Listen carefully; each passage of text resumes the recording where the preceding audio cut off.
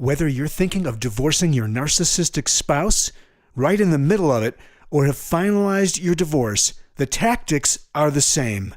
If this sounds like you need to know about Christine Hammond's new masterclass series, How to Survive a Divorce with a Narcissist. In this 4-hour video series, Christine Hammond introduces the toxic tactics that narcissists use to abuse, humiliate, and manipulate you, and teaches you exactly how to recognize these tactics and navigate through them with mastery and confidence. How to Survive a Divorce with a Narcissist is a deep dive, a masterclass that'll show you how narcissists use tactics like bait and switch, scare tactics, roller coaster ride, and child's play. It's How to Survive a Divorce with a Narcissist, a 4-hour recorded video masterclass with Christine Hammond. For more information or to purchase today, just go to growwithchristine.com/narcissism. That's growwithchristine.com/narcissism. This masterclass will change your life. Again, that's growwithchristine.com/narcissism.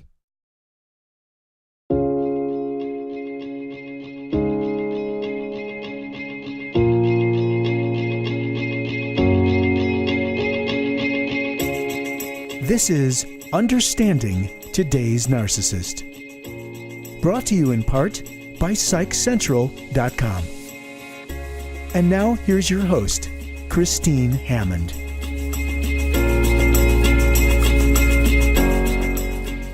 Today I want to talk to you about how to heal from a narcissistic parent. We're going to use the example of Brian in the story. And Brian was an adult when he came in to see me. And when he first heard the term narcissistic personality disorder, it was like a light bulb had gone off in his brain. He had spent most of his life thinking that he was crazy, lazy, and stupid, which were the 3 words his father often said about him to other members of the family and even to friends. It was very humiliating for Brian. His narcissistic father also severely and harshly disciplined him, set up unnecessary competitions in which his dad was always the winner. He never apologized, showed no empathy when Brian was hurt, and treated everyone around them like they were inferior. So for years, Brian struggled with insecurity, anxiety, depression, and feelings of inadequacy. After his business failed, Brian decided it was time to rethink his life, so he began therapy. It didn't take too long before I identified the narcissistic characteristics in his father. Suddenly, everything became clear, and the very issues he struggled to overcome were a direct result of having a narcissistic parent. So, we're going to talk a little bit about how to go through this healing process. But see, knowing this information and then healing from it are 2 entirely different matters. The lack of self-esteem, obsessive thinking, minimization of the abuse, excessive anxiety, fear-based reactions, and even heightened survival instincts are very common among adult children of narcissists. The distorted perception of reality a narcissistic parent imposes on a child has damaging consequences on the adult at both work and home. So I want you to think about it that if as a kid you are constantly surrounded by somebody who is nitpicking on you, who is overbearing, who is controlling, who is manipulative, that your brain actually winds up developing in a certain way that is not as functional as somebody who comes from a healthy family household. So by addressing these different areas and the impact of narcissism, a person can find relief and you can actually recover your brain. So your brain can start to function better and can have a renewing once you know that the perception that you were brought up with is not accurate at all. There are 7 steps to this process, so hang on there with me. We're going to go through all 7 of them. The very first step is to recognize. The first step in the healing process is to admit that there is something wrong with the parent's behavior. A person can't recover from something if they refuse to actually acknowledge it. Most narcissistic parents are going to pick a favorite child. We call it the golden child, who is treated as if they walk on water. This was Brian's older brother. In comparison, Brian was treated as inferior through belittlement, comparing, ignoring, and even neglect at times. Occasionally, his father switched his favoritism depending on the performance. So when Brian received a football scholarship, his dad treated him like the golden child. But when he lost that scholarship due to an injury, he was inferior again. The key to remember is that the narcissistic parent sees their child as a physical extension of themselves. So they take credit for the successes and then they'll reject any child who actually fails. So the first step in this process for Brian was to recognize where this comes from and to begin to see this as like an underlying thing that they have been dealing with his entire life without even knowing that it was there. The second thing I asked Brian to do was to study. Once the narcissism is identified, it's essential to gain an education about the disorder and how it affects the entire family. Narcissism, the disorder itself, is part biology, so there are other family members who usually have the disorder.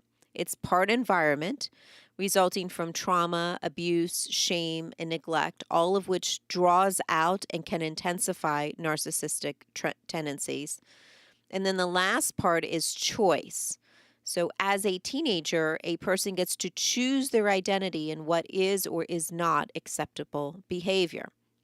So it's three parts: biology, environment, and choice. Since there might be other narcissists or personality disorders in the family, it's kind of easy to trace this pattern in a family. The environment and choice factors can further draw out the narcissism in a child, which is usually cemented by age 18. So I asked Brian to first recognize that the personality disorder existed, then to study it, not only the definition itself, but study it within his own family so that he could see the history himself. The third step is to recount. This step is more comfortable in the beginning, but then becomes more difficult as the impact of the narcissism is realized. For each sign and symptom of narcissism, I asked Brian to recall several examples in his childhood and even adulthood where the behavior was evident. So, for instance, I picked arrogance, and so I asked him to give me examples of when as a kid did he experience his dad's arrogance, when as an adult did he experience his dad's arrogance. And as he started to recount stories, he would get more and more frustrated. The more time that is spent doing this step, the more significant the impact of the healing.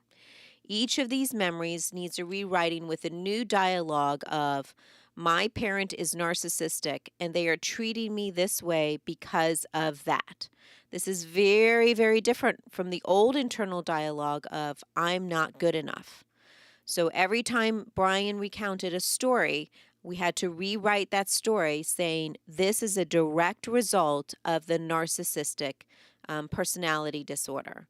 And so each and every single time, and it was not what his dad did and how his dad reacted was not because of Brian, it was because of the dad.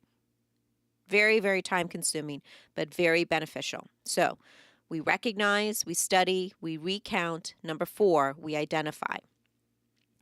During the previous step, which is recounting, it is highly likely that some abusive, traumatic, and neglectful behavior on the part of the narcissistic parent becomes evident.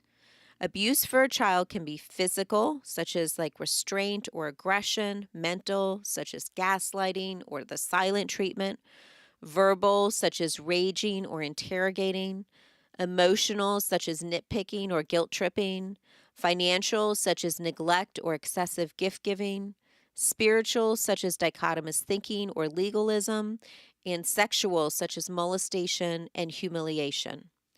Not every event requires traumatic therapy, but some of them might, depending on the frequency and severity. So as we started to recount some things, some old abuse started to resurface. We identified that abuse, and then we did the trauma therapy to recover from that. Step number 5 is grieve. There are 5 stages to the grieving process: denial, anger, bargaining, depression, and finally acceptance. Brian struggled to believe at first that his father's narcissism actually impacted him. This was the denial stage. Anger is a natural response after the dots have been connected and the abuse has been identified. This happened as soon as we started the recounting phase. It's hard to believe that a parent who should be loving and kind would do the things that they have done. This is part of the bargaining process. So, why did they do this? How come they didn't? Why did I have to go through this? Why was I born into this family? That's all bargaining. Whatever glorified image a person had of their narcissistic parent is now wholly shattered.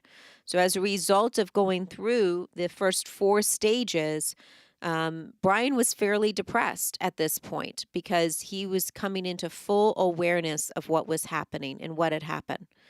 Sometimes the anger is actually projected on the other parent for not adequately protecting the child from the trauma. So Brian was mad at his mom for a while. Or it is internalized for not realizing or confronting sooner, which that was Brian's biggest problem, was he kept taking responsibility for knowing things that he had no ability to even know about or even understand. It is crucial to go through all the stages of grief before you can finally reach acceptance. So you don't get to skip a stage, but you will bounce back and forth between them. So the 7 stages, let's go through them again. The first is to recognize, the second is to study, the third is to recount, the fourth is to identify, the 5th is to grieve, and the 6th is to grow. This is an excellent place to step back for a while and gain a better perspective. So begin by reflecting on how the narcissistic parent's distorted image of the world and people shaped current beliefs. Then drill downwards towards the vows or promises that were made internally as a result. Counteract the distorted images, vows, or promises with a newly gained perspective of reality. Continue this process until a new perspective is fully formed and is now part of the inner dialogue going forward. This essential step frees the person from the narcissistic lies and false truths. So this growing stage is very important. It is the part that transforms your life. And if you don't go through the other 5 steps, it is very difficult to do this part of the process. This is where everybody wants to start from, but you can't. You have to heal from the other stuff first before you can get to actually grow. All right, after you've grown, the last one is to forgive. The past cannot be changed, only understood. So when forgiveness is genuine, it has a powerful transformational effect. Remember, forgiveness is for the forgiver, not the offender. It is better to honestly forgive in small chunks at a time rather than granting blanket forgiveness. This allows room for future or past offenses to be realized and worked through thoroughly. Don't force this step. Do it at a comfortable pace so the benefits will be life-lasting. Forgiveness is the hardest part of the process, and you should take time. Please don't do it falsely. Do it wholeheartedly, or otherwise it won't actually work. And remember, forgiveness is for you and not for the narcissistic parent. So after completing all 7 of these steps, Brian felt it a lot easier to identify other narcissists at work, home, or even in the community. No longer did the narcissistic behavior trigger Brian and escalate his anxiety, frustration, or depression unnecessarily. Instead, Brian was able to remain calm, and as a result, the other narcissistic person was disarmed because their behavior no longer had an intimidating effect. This truly was life-transforming for Brian, and he did so much better at the other end of this, and you can too. Just follow those 7 steps. I would highly encourage you to do this through the help of a therapist who understands this personality disorder so that you can more effectively and quickly walk through this process. Good luck on your journey.